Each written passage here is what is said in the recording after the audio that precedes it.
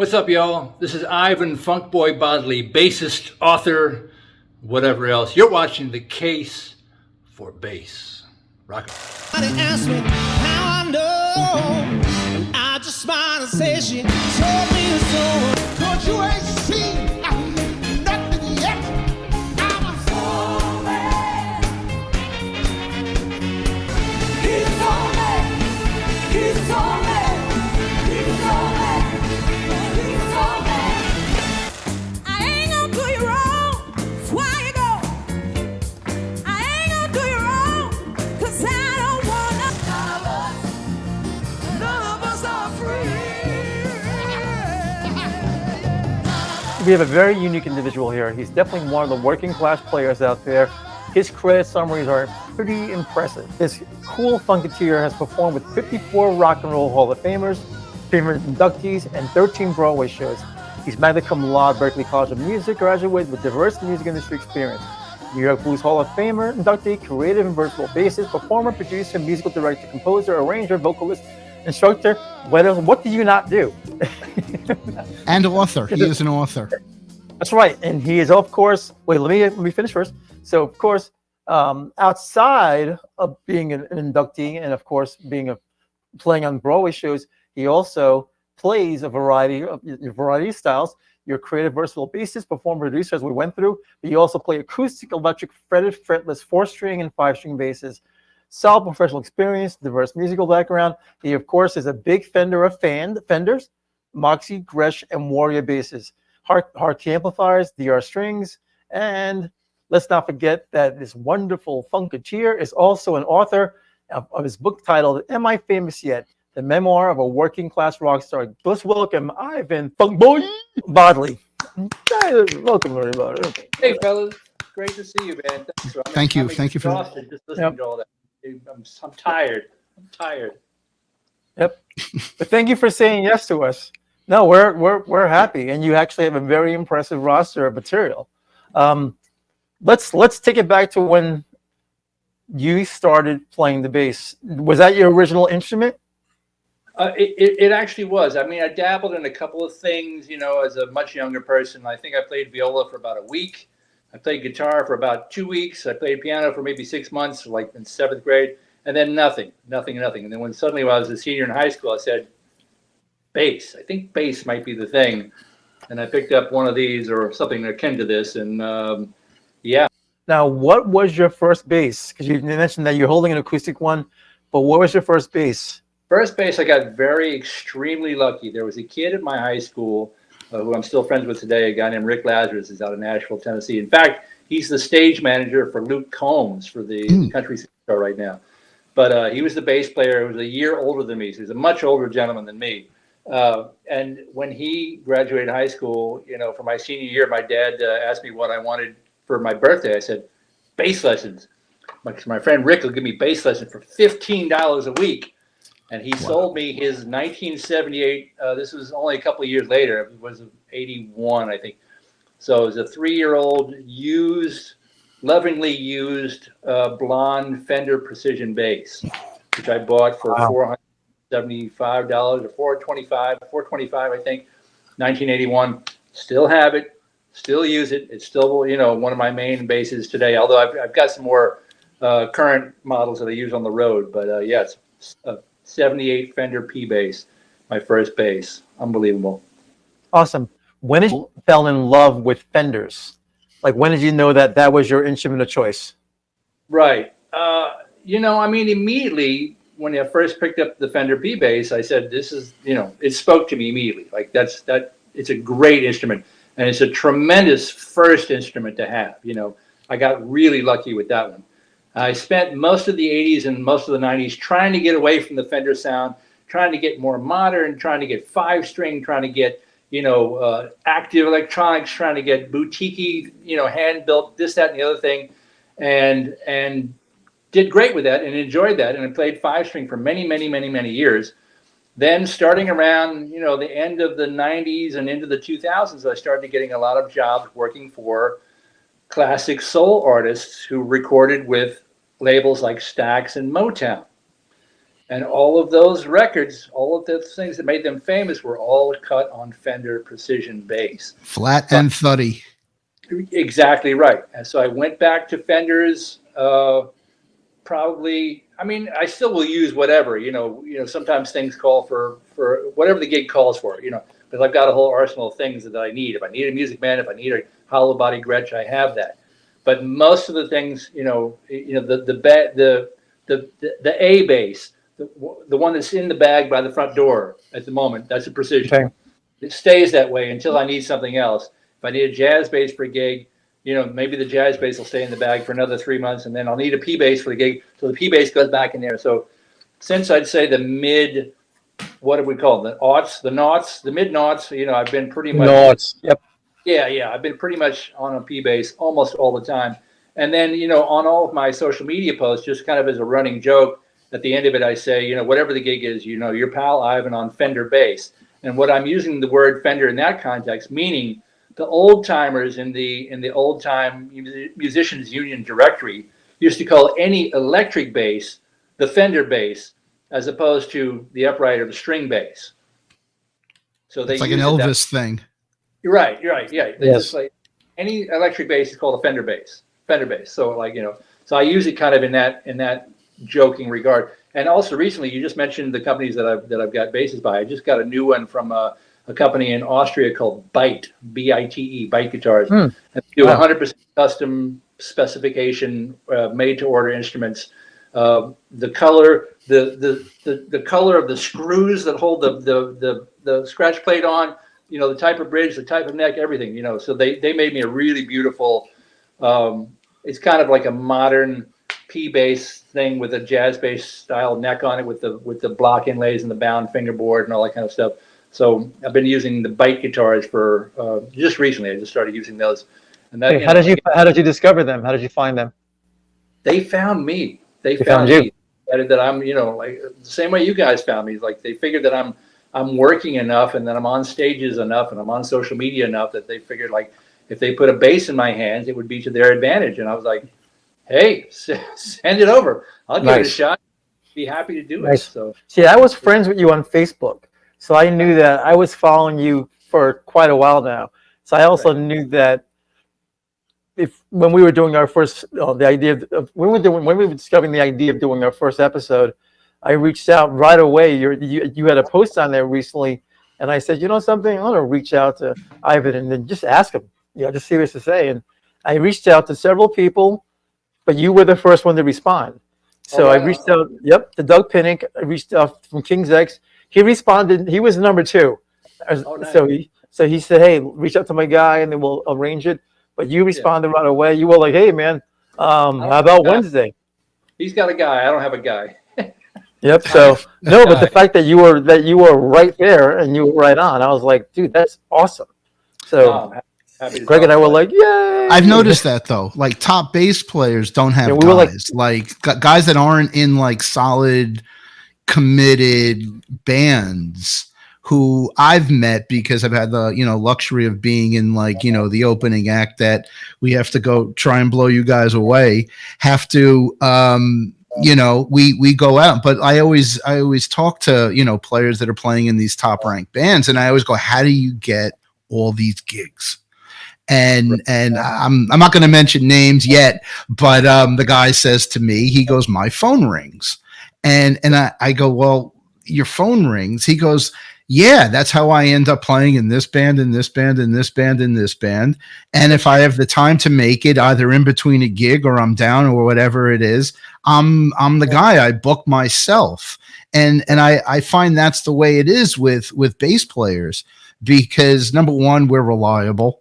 Number two, we commit to the gig, and we all want it. Now, I in my younger days, I had always been like, I want to be one of these guys. And, if there was anybody who had an open date or I got a call, I'm learning 40 songs in 2-3 days. I'm getting on stage. I wrote my charts. Fortunately I had really good teachers, and it made it possible for me to be part of this community. And you have any stories like that? Yeah, all of them. You know, that is exactly how but I've been knocking around New York City for 30 something years now. You know, I've been going to every jam session I could ever go to. I was meeting everybody I could do. All of my gigs came from something else. You know, looking backwards, I can see it was a very logical sort of step-by-step evolution. But there was no possible way looking forward I could have planned it. What was going to lead to what? You never know what's going to lead to what. So, like, you know, when I got out of music school, I think I had 4 goals. I was going to play on the David Letterman show. I was going to play on the Tonight Show with Johnny Carson or Jay Leno, I mean. And I was going to appear at Madison Square Garden, and I was going to play on Saturday Night Live. Those were my 4 dream, you know, bucket list goals, you know, and I've had a 30-year career, and not one of those things has happened. Not one of them. I've done a lot of other cool, really interesting stuff. I've played everywhere else in the world, but all the, you know, the 4 bucket list things, not one of them, you know. So you can't plan these things, really. But you know, you have to show up on time. You have to be prepared. You have to have a good attitude. You have to have a business card. You have to have a custom monogram guitar pick that you give to people. That was a big thing with me. I had a pink guitar pick with a little logo of me on the front and the website on the back. It's like, here, this is my card. And people have remembered that for years and years, you know, and reached out, you know, they just like, you know, and the more that you get seen, you know, if you're just out and about at the jam session, they remember, oh, yeah. No, I like your playing because I saw you once in 1987 do something, you know. And then they're, you know, out of sight, out of mind kind of thing. So when they see you, they'll tend to give you a call. So you just have to kind of be around all the time. And a lot of that was before the internet and all the modern exposure. It's when people had to pick up a phone. Right. Or you had to get something in the mail. And you could talk about this. Sometimes Anthony and I talk about this is whenever you're friends with a bass player, you're always at a gig. Yeah. And for all the things and for all the things you mentioned about the shows, I'm pretty sure you've had run-ins with bass players from those shows. Yeah, absolutely. And you can still like run into them or talk to them, but there's only one bass player at a gig. We very seldom get to play together. I've done a couple of gigs where there were a 2 bass situation, and those are even more interesting. But yeah, you're right. So there's kind of a very supportive, you know, fraternity, camaraderie. Exactly right. You know, our buddy Mike Biseglia started a loose organization called the Bass Brunch, the NYC Bass Brunch. This is going back probably 10, 15 years now. And he just put out an APB and like, who wants to get together at the old rodeo bar, just have lunch. And we started showing up as a group of, you know, anywhere between 5 and 20 of us will show up, you know, once a month, once every other month, you know, and just talk about anything, life, strings, whatever, you know. And we exchange numbers, and sometimes we exchange gigs, and sometimes, you know, like we're seldom as bass players in a position to hire people. Mm-hmm. Sure. Seldom the contractors on the gig, but very often, you know, somebody might need a sub. Mm-hmm. You know, out of town, I got this other thing. Can you possibly come in and pinch hit for me? You know, and as you say, like being able to write your own charts and being reliable, that goes a long way. That goes a long way. Absolutely. Yeah, well, those are the overlooked talents of being a fill-in, isn't it? Yes. Yeah. Okay, what I was asking was, when you graduated from Berkeley, were you a working musician while you were in college, or did you actually start working once you got out of college? Like, how did that work out for you? I was a working musician before I went to Berkeley. Okay. I went there late in life. I was what they call a continuing education student. You know, I didn't go to Berkeley until I was 26. I already had a college degree from Tulane down in New Orleans. Oh, wow. Okay. So I started in high school, and in New Orleans, I was the music director of my college radio station. So that was kind of like my foray into the music business world, which I had a whole other second career in. Actually, that was my first career. So then that's when I started doing what I call semi-pro and pro gigs in New Orleans. Like the first sort of biggish thing I did in New Orleans was get hired in a pickup band to back up Bo Diddley a few times when he came through town. He was like the first sort of like national guy that I played behind. Can I ask what years those were? You can, and if I can remember, I'll tell you. I think that was about 84, 85, thereabouts. Because he had a lot of players go through his career. Two of them I knew. I don't know if you ever bumped into them. One would be the guitar player Carmen Grillo from Tower of Power. No, wow, okay. And the other was my friend. He was a Hammond player. Al Weissman was all over Manhattan. He played every pickup gig in the world. But he was with Bo. But he was also with Roomful of Blues for a long time. Right. And he played with Matt Guitar Murphy, Ashford and Simpson. Right. But you end up running into people that because we're bass players, you're never on the same stage with them. But do you have any good Bo stories about him cooking for you? No, he never cooked for me, unfortunately.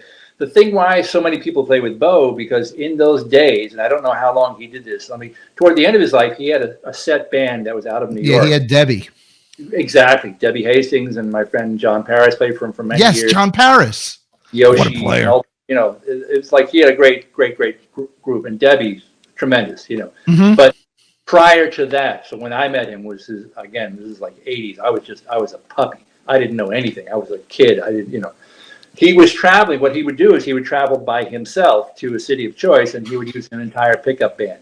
So he's played with hundreds and hundreds and hundreds of people. It just happens to, I did like 3 different, I did well enough that the next 2 times he came back to New Orleans, I got rehired for the gig again. So he was a real thrill. My biggest memory of Bo was he played in an open E tuning, right? So his guitar was tuned to an open E chord. So he had the rehearsal. We had a rehearsal for the first time we played with him. So if the capo was on the 3rd fret, we were in the key of G. If the capo was on the 5th fret, we were in the key of A. If there was no capo, we were in the key of E. End of rehearsal. That was it. Information needed. That was all the information you got. All of his songs, except for I think Roadrunner, are all 1 chord. So he would do a 90-minute show of all these 1 chord jams. And it was fascinating, like wildly entertaining. He was an old school show business master showman, never boring, never dull. And you can imagine playing with 0 chord changes per song, how challenging that must be. But he was really something to behold. Well, it's a lot of feel. It's a lot of thump. It's a lot of thud. It's having the audience have a good time, isn't it? Exactly right. He was an entertainer, and again, a master showman. He had the cigar box guitar. He had like these custom-made jumpsuits that he would wear. The whole thing. It was good. He was great. I love Bo. That's fantastic. How did you end up running into Sting and ending up on stage with him? Well, both of those instances you just quoted were as a result of me being the music director for Sam. I got you, Anthony. I hear you, man. Sam Moore. Oh, awesome. Sam and Dan. I was Sam's music director for 13 years on the road. Oh, wow. Whoa. The people that I met standing next to Sam were Mr. Sting, who you're referencing, the Ahmet Erdogan after party. We were working with Paul Rodgers from Bad Company. Yes. Nice. Standing next to Sam over the years, I've met all the giant rock stars you can imagine. Bono, The Edge, Robert Plant, Springsteen, Paul Rodgers, and whatever you've heard about any rock star having any giant ego. When they would come at Sam, there was none of that because he came before them. He was a real deal. First tenor. Like his instrument, to this day, he's 88 years old. His instrument is amazing. So nobody ever came at him. They always came almost prostrated before him, like, bowing down to him. And then I would just be standing there, and he would say, "Oh, this is my music director, Ivan." I'd be like, "Oh, hi, Robert Plant. Hi, Mr. Sting. Nice to meet you." It was just a pleasure to be in the room with him always. Wow. How'd you get hooked up with Sam and Dave? Or is it Sam Moore? Sam Moore, yeah. Sam, I was in that orbit. Well, again, this was all sort of logical, one foot in front of the other. The first classic soul group I worked with in New York area was the Shirelles. And the Shirelles, the drummer in the Shirelles was a gentleman by the name of Crusher Green. Crusher Green was the drummer for Wilson Pickett, he was in the band starting with when Mustang was on the charts, 65. Wow. He went on to Wilson's MD, like for the rest of his life. Crusher was in a band called the Uptown Horns Review. The Uptown Horns, are the horn section on the Rolling Stones Steel Wheels The Rolling tour, Stones Steel Wheels tour. Yep. B-52's Love Shack, Cameo Word Up. I saw them with Gary Moore. Yes. So I had done a blues gig, a $50 blues gig at a place called La Barbat, a now defunct club. The Barbat on La 57th Barbat. Street. Yes. Yeah. Yes. With a that I knew back from my New Orleans days, the New Orleans blues siren. This lady was named Timothea Beckerman, and she was just like a little 4'0" shouter, screamer. She was great. And Crispin Cioe from the Uptown Horns happened to be the horn player on that job. So Crispin had met me once and played with me on a $50 gig. Crusher I knew from the Shirelles. It came time to do an Uptown Horns gig. This is '94, going back to '94. They needed a bass player kind of last minute because T.M. Stevens had done their record. Oh, T.M. Stevens. The amazing T.M. Stevens. Yep. Wasn't available for the live date. Crusher knew that I did my homework. We just talked about this, doing your charts, doing your homework. Knew that I'd done my homework for the Shirelles, recommended me to Crispin. Crispin had seen me on the $50 blues gig at La Barbat. I said, yes, let's give him a try. They gave me a normal bias cassette tape, a C60 cassette tape of their album, and said, here, learn these songs. I had a week. I wrote my own charts. We had one rehearsal. We did an album CD release party for them at the Bottom Line, featuring the Uptown Horns Reviews, featuring Susie Tyrell, who's now in the E Street Band, Charlie Giordano, who's now in the E Street Band, Bernard Fowler, who plays with a band called the Rolling Stones, Vernon Reed from Living Colour on guitar, and special guest Peter Wolf from the Jay Giles Band. Oh, wow. Wow. This is my first gig at the Bottom Line, first gig with the Uptown Horns. I just had to come in, know my stuff well enough to get called back, basically. Okay. So I did well enough, apparently, because the Uptown Horns kept me in their employ. So again, during the 90s, everybody, all the R&B stars from the 60s and 70s would travel by themselves, and they would use pickup bands in the local market. Got When it. they came to New York City, they would use the Uptown Horns Review because it was a great band. It was a killer band. Again, Wow. Crusher Green drums, you can do no wrong. So through them, I met Ann Peebles. I met Eddie Floyd. Met and backed up, I should say. We did a lot of gigs with Solomon Burke. We did a lot of gigs. We did gigs with Rufus Thomas and Carla Thomas. Martha Reeves. We did gigs with Sam Moore. So that's how I met Sam, was just being a bass player for the Uptown Horns Review in '96. Played with him a few more times when he would come to the New York market. Something happened. Somebody got sick. Somebody broke a nail. He needed a bass player, music director in 2003. Quick, call Ivan. That was the thing. So you sort of developed this reputation. And then I was the music director from 2003 for 13 years till he retired. We did his 80th birthday concert in Tokyo 8 years ago, and Wow. all the stuff I just mentioned before all happened because I'm standing next to Sam playing Soul That's Man. amazing. Every night. Okay. And it was just a thrill. That's Awesome. amazing. Let me talk about this is a non-bass question, it's non sequitur, non-bass. See, how tall are you? I know that I see your photos. You look huge. 6'5" without the pumps in the hair. Okay, so Pumps. you Wait. look like you're forward from like the New York Knicks. Well, all the Awesome, most- dude. That's all right. Actually, and because of that, years and years ago, when I used to work at Epic Records years ago, Joan Jett and the Blackhearts were one of our clients. They were on Blackheart Okay. Records. You guys see it. So there was a time where Joan Jett needed a bass player, and I'm thinking like, Sure. wait a minute, I'm a bass player, So I talked to the publicist, who talked to the manager, and they said no, they wouldn't even audition me because I'm Wow. 6'5", she's 5'2". Oh. So standing next to Joan on stage, she would have looked like an absolute, a little person. They were like, no, we can't have. Well, it's so funny you mention that because their players are all short. Yeah. They're not Now so that's definitely a non sequitur. Leading into it is not getting hired because of your height. because you're Yeah, height. yeah. The height discrimination. I've been the victim. Well, of most height. funny, I knew that. Speaking of height and like weight, a friend of mine when I was in the military, a buddy of mine auditioned for HR's band. The Bad Brains, not HR, but not the Bad Brains, but HR's Human Rights Band. And I was so jealous of him. And I said, man, So you have the dreads, but you're not getting in because you're too big. And he says, no, bullshit, man. They're Rastafarians. They're all about being organic and natural. Yeah. He They're went all to do the 5'3". audition.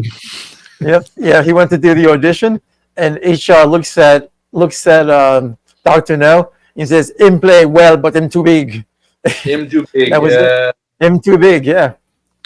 So, Wow. so have you ever been in a position where your height has been a detriment, or just that one time? That's the only time, you know. And I'm not. And P.S. You know, I was so young then. It was before I'd even gone to music school. I was in no way or shape or form should have been in the Black Arts at that point in my life. But I just thought it was interesting. They wouldn't even me because of the height. But it's fine. It's fine. If I could ask, Okay. what was the click that said I have to go to music school, let alone Berkeley at a continuing education age? Right. Well, that's the thing. So I went to Tulane University, and I say that I went to really, you know, the University of WTUL Radio. That's what I was doing, was the music director business.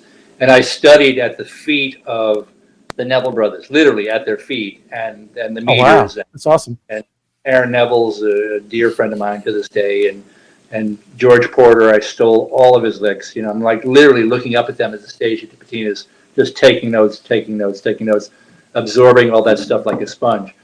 Went in, because of my music business contacts from the radio station, I went into the publicity department at Epic Records, and I was a publicist for Epic from 86 to 89. wow. I was big, cool. Big years.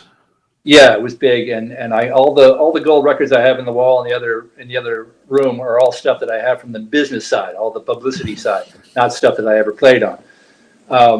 And it was cool, it was interesting. But what I gotta, you know, and I was half of that time was in the New York office, and half of that time was in the LA office. By the end of it, I had my own corporate Amex card and my own office and this, that, and the other thing. But what I came to realize what the music business was about marketing. It was about business. It was not about music. So even though I was getting to hang out with these very creative It's all about people, marketing. all about marketing. They could be, and I had one of the VPs of product management said, I don't know anything about music. I could be selling soap. He said this to me with a straight face. And this guy made millions of dollars for many, many, you know, successful musicians. You know, but I got to work with some great people. I worked on Living Colour's first album, Vivid. You know, that's how I got to know Stanley Clarke. I was his publicist for those years. You know, I worked with the Black Arts. I worked with, I was around a little bit during the Michael Jackson bad years. I was around a little bit for Luther Vandross, you know, that kind of stuff. It was a very interesting time, but it had nothing to do with music and the creativity that I was looking for. You know, so I ended up taking some night classes while I was a publicist at Epic at the Bass Institute in Hollywood. Wow. So I got a lot of people went through that place. Nice. Yeah, a lot of people went through that place. Yeah, like a 3-month program. I got my toe wet. I'm thinking like, yeah, I think I kind of like this. I may want to do this. And then suddenly, through a series of other unrelated events, I got a chance because I had a girlfriend who lived in England. She said, let's come stay over here. So I said, fine, cool. So I quit my job, turned in my corporate Amex card, sold my stuff, went to England, and I did nothing but play bass for about a year and a half. All my Wow. Are they digging the American or what? You know, I'm just a working class guy, working in pubs, doing cover bands, doing weddings, that kind of thing, you know. But that's when I sort of started to realize, like, all right, if I'm going to really try to do this as a career thing, I need to get educated, because my education was spotty at best. It was incomplete. I hadn't, you know, there was no music program at my high school. I hadn't studied music in college. You know, I'd just been working semi-professionally. They had these night classes from the Bass Institute. I said, I really need to get this thing together to even have a shot at it. And also knowing full well that trying to make a living, much less be quote unquote successful in the music business as a performer, is almost impossible. Like the odds are so against you. The odds are very against you, exactly. So I came to this realization there was nothing else I really wanted to do. Like nothing. There's nothing else that's going to sort of, you know, give me a shot at being happy. So I said, all right, if I'm going to do this, if I'm going to take a shot at this thing, I need to get myself educated, I need to get my skill sets together, and then, you know, work hard and either have the luck or don't have the luck. And, you know, but I had to sort of give myself enough of a running start to be able to give myself the opportunities to succeed. Okay. Because otherwise, you get opportunities and you don't have the goods to back it up. You don't have the skill set, so you don't have the education, whatever it is. You're not gonna succeed. You're not gonna be called back. Basically, that's the thing. Sure. Do you find now that you have you had the background and you're developing, ideas of what composition and writing are about, that when you go back to the 4-string bass, that you end up, what am I thinking about? Thinking about how you hear other players and that you can play through other parts that are being expressed when you play? Yeah, I mean, just because bass is kind of the only thing that I do half it all decently. Like, I can play a couple bar chords on the guitar. I can pick up 3-note chords on the piano. I understand the theory behind it and some of the mechanics, but I can't really execute it. Like I played guitar on TV one time and one time only, So that was one time you played and you didn't get a call back. Yeah, well, I actually am. So it's a weird story too, because we were doing the Mike Huckabee show on Fox. Oh wow! And Governor Huckabee is a bass player. Yes, he is a bass player. Yes, he's a bass player. So they wouldn't let you play bass. They wouldn't let me play bass. Not if Governor Huckabee's playing bass, you're not playing bass. Yeah, and anybody with the title of governor gets to play bass before I do, and it's fine. Sure. So I had to play 6-string guitar because I needed to conduct the show. We were only doing, Hold On, I'm Coming kind of thing.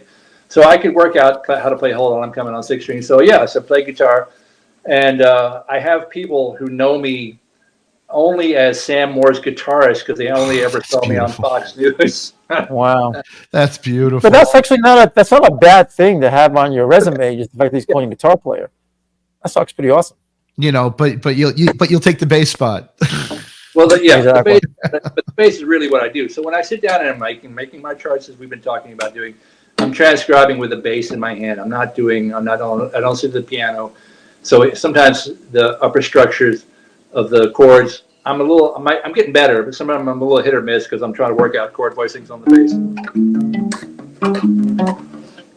So Okay. I approach everything from the bottom up just because of my world experience, Got it. Now I noticed in the background. So sorry to interrupt you. He's going to go into this. Yep, you have an There it acoustic is. bass to the far right. Yep. There it So I played acoustic bass as well in high school. How often do you get jobs playing your acoustic bass, and which one do you prefer? Do you prefer to be on the electric, or do you like being an acoustic as well? I as you were reading from my self-proclaimed bio that I play electric, acoustic, fretted, fretless, 4-string, 5-string, that was sort of like in an effort to initially sort of portray myself as like, I can cover any of your low-end needs. I got whatever you need, I can cover it. I can. But however, I've come to realize sort of in my travels and in my experience, what I am is I'm an electric bass guitar player with an acoustic double. Oh, okay. People that's their primary instrument, is the acoustic. And the whole one of the quarantine projects I gave myself during lockdown was trying to finally get my bowing together. Like I sit down and I played with the bow for at least an hour, 2 hours an hour a day, like for like a year and a half. Really? Oh wow. Trying to get any sound out of this damn thing at all. Because it's like trying to play bass guitar with a fly swatter, like the way you the way that you generate the pitch is completely foreign to everything that we've been used to for plucking, whatever. So I'm trying to give myself, because in Broadway shows, very often there's 2 songs on electric and one of them has an arco, a bowed part. Okay. So I have to be able to do some of that. I'm not good at it. But I can pass. You know what I'm saying? Like I can get by with it. So you can almost do it. So you're almost doing a fake it until you make it kind of thing. Kinda, yeah. And I've played. There's one book that I subbed on, was a show called Amazing Grace, and it was an all acoustic orchestra. It was only acoustic bass. It was only arco. It was only bowed. And I did it. I sat down and I learned that show, and I was able to do it. Passively enough, they let me come back 4 times. The show was only open for about 4 months, so it ended up closing before I got to do much experience with it. But so I feel like I can do it, but it's really, I know that it's my secondary or tertiary sort of skill set. So what I is an electric bass player with an acoustic double. I embrace that. I'm happy with it. I'm cool with it. Here's a question. Playing on Broadway, you listed that you played in the Spider-Man show. Yeah. Now, was that as a bass player? Were you in the band? I subbed in the band in the pit. Spider-Man was very, very interesting. I probably played. You weren't there when the guy fell, right? No. Chris Kearney was his name. And Chris is a lovely human being. In fact, all my Broadway experience has been as a sub, not as a chair holder. And Spider-Man, I probably played 45 performances there, roughly. When I went to go watch the book, when you first get hired on to sort of like sub in, you go and you sit behind the player that you're going to be subbing for and you watch the book. So one of the first people I met there was the gentleman that they dropped again, named Chris Tierney. And when I came back in to do my first performance, I came in the door. He said, "Hey, welcome back." And I hadn't remembered that I'd met him. And he had totally remembered me. He's a professional aerialist. That's his job. Really?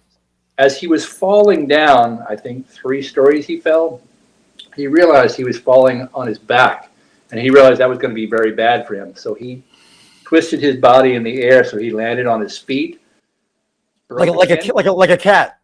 Like a cat. Yeah, he became a feline for the moment. That was just Correct. He was in the hospital. He had 10 broken bones, but he realized at that time that he was not paralyzed. So his goal was, he said, "I'm going straight back to work as soon as I'm out of this hospital bed." And he did. And he flew every day for the entire run of the show. I mean, that's his job. Like, he flies through the air. That's what he does for a living. So even though he had a terrible, terrible accident, he came back from it and went right back to work. The question I have is, was Matt Beck the music director at the time? Matt was never the music director. I can't remember if Matt, did he ever conduct it while I was there? He was Rod Stewart's. I know he was Rod Stewart's music director for a while. That was at least part of his resume. And very thing, though, yeah. That was he's one of the most interesting musicians I've ever met, because he plays guitar, everything backwards and upside down. And I had met him through a bandmate, and he came out at a private party and played, and I had never met him, and I had never experienced what he does. And it was just one of the most unique expressions of music from a guitar player that I had ever heard, because of the voicings that came out of his instrument. And it was just he was such a nice person to talk to, very laid back, extremely knowledgeable, and let alone, he's doing this thing with Rob Thomas and Matchbox 20 but just it seemed that the level of his output was so much greater than the gig he was playing. I'm not going to disparage whatever gig people do, but then supposedly I had heard that he was very involved in the Spider-Man production. He was and that when I saw your name, he was guitar. There were 3 guitar chairs. I think he was guitar 2 when I was there. He's also a monster keyboard player too. Yes. He's a tremendous musician and an encyclopedia of knowledge. How many basses do you have? I don't know. I think probably about 20, but I'm not sure. And again, I used 3 of them, 2 of them really. So most of them are wall candy. It's always scary when someone says, "I don't know." I'm not sure. Well, there were two more that came into the fold this year. So whatever my count was, it just got thrown off. So I think it was in the 20 range, or right at 20, I think. Okay. Do they get set up? Do they get played? Do they just collect dust? What do they do? 3 of them do. 3 of them do. And the other 3 of them. cases? No, they're on the walls, looking pretty. Nice. Mm. Nice. Wow. I can't put those on my wall. My girlfriend gets me out. I was gonna say, do you have a lady friend that's okay with what you do, or?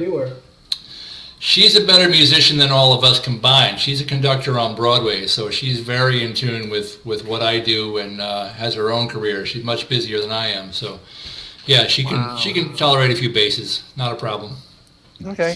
So if she's a conductor, then what does she play? She's a keyboardist conductor. She got a master's degree in operatic accompaniment. She's, like I said, she's way better than all of us combined. She's really good. Yeah. I just finished a tour with Humble Pie in September. We did a sort of a 2-week run up the East Coast and into the Midwest. So we're looking forward to what that's going to bring for the next calendar year. We're hoping late spring, early summer. We don't know exactly. It's up to at that point it becomes up to agents and managers and people above our pay grade. So that's on the back burner, but looking very promising. The rest of it, in the meantime, is weddings, funerals, and bar mitzvahs. I've just finished a bunch of classic soul, classic rock and roll concerts. I've worked with Jay and the Americans quite a bit. Last week we did the Coasters, the Skyliners, the Elegants. One of these sort of doo-wop extravaganza shows. Okay. So it's booked. It's been busy. There's a tribute to the Legendary Ladies of Soul show that I'm doing down in Virginia in a couple of weeks. So, Awesome. As always, it's one of these and two of those and three of those, and somewhere in the end of it, you have enough to pay the rent. A fair amount. I mean, neither of my parents are musical, so to speak, but my mother had a pretty decent, respectable record collection. So, I grew up listening to, she had Stevie Wonder's Signed, Sealed, Delivered. She had Ike and Tina live at Carnegie Hall, Gladys Knight, Midnight Train. These are the sort of the records my mom had. So my mom's record collection was pretty hip.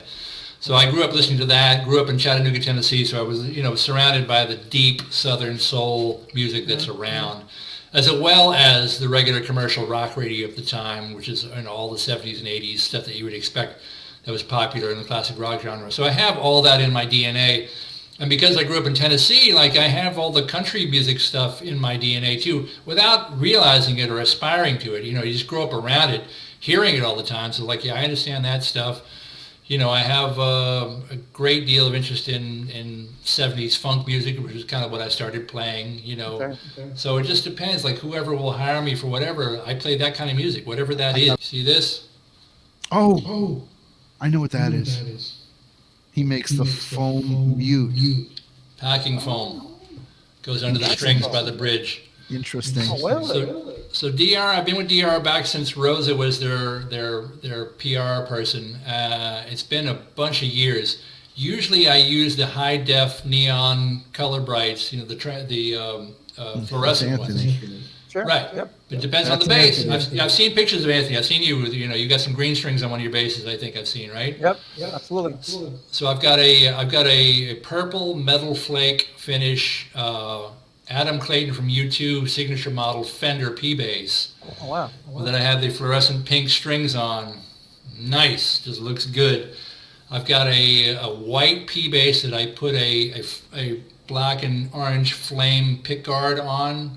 That has the orange fluorescent strings on it.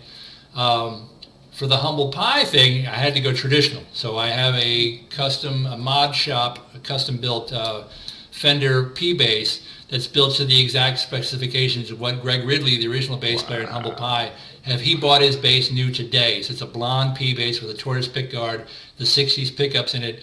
But for the Greg sound, I needed flat wound strings, foam under the bridge, that kind of thing. So that. So it depends on the gig, what it is. But I'll either use rounds, very dead rounds, or flats. I'm using the foam mutes almost all the time now because, as I was talking before, a lot of the gigs I was getting were with Motown and Stax types of gigs, and those gigs are all muted. They're muted. Jameson had the foam mutes under the bridge. Duck didn't play with the mutes so much, but he definitely played with the flats and, the old sort of muted kind of style. He also had that one. Right, well, Jameson, they used famously the Jameson hook. too. Called it the hook. But Jameson had somehow the speed he could get with the hook was amazing. I don't know how he was able to do that, so the amount of notes he was able to play with one finger. He might have been coming back like Geddy Lee does with using his finger like a guitar pick or something. If he was a runner and he had one leg, he'd be literally running on one leg really fast. Yeah. No, I've seen videos of him doing it, and it's all upstrokes. There's no double picking. It's all upstrokes. Wow. And you can just do it, all the 16 That's notes. incredible. Yeah. What would you tell any aspiring bass player who wants to be a working session player? Like, what would be your words of advice, or the secret sauce, if that exists? Secret sauce. I don't know. So much of it, again, like I was saying, it seems very logical in retrospect. It's one foot in front of the other. So you have to give yourself the tools, the skill sets to be able to succeed. So in my case, for instance, we were talking about chart reading a minute ago. When I first went to Berkeley, I couldn't read a note. I understood what the symbols meant, and I know good boys do fine always, but that's it. I couldn't recognize anything on sight at all. So, but I'd also studied with a guy in London who taught me the entire Berkeley harmony system in private lessons within 6 months. So I took a placement exam when I got there. They put me in Reading 101, and then I placed out of 2 years of harmony. Right. So the first harmony class I took was reading. I didn't know. I was just going in there, but what I knew was I needed to give myself the tools to be able to succeed. And reading is one of the potential tools. It's not required. We all know great musicians, famous musicians who don't read a note. No. But what reading did for me was it gives me an opportunity to get into more different situations, more situations where it's last minute. It's last minute, we got charts, or the Broadway thing, you have to be able to read to some extent, even though you really have to prepare to the point where you've almost memorized the book before you go in, but you really have to be on book. So the more that I've done that over the years, the easier that's gotten for me. I'm at this point, interestingly enough, I'm a medium to okay sight reader as a bass player. As a trumpet player, I'm a lousy sight reader. You know what I'm saying? Because they all grew up playing in band. They grew up reading from day one. All the horn players, all the string players, right? They've all read their whole lives. Rhythm section players like us didn't need to. We were learning cover tunes off the radio. That's how we learned how to play. So I came to that very late, and in a very remedial sense, like give the 26-year-old dumb guy reading 101 and hope for the best, Wow. But again, like having more genres that I can exist in, more situations. If I can, I'm pretty good with chord charts. So if I had a chord chart, I could almost survive almost anything that's going on. Working in jam sessions, going to jam sessions, being seen, being heard. I was in the house band at a blues jam in New York, late 90s, early 2000s, run by a guy named Bobby Nathan, who used to own Unique Studios.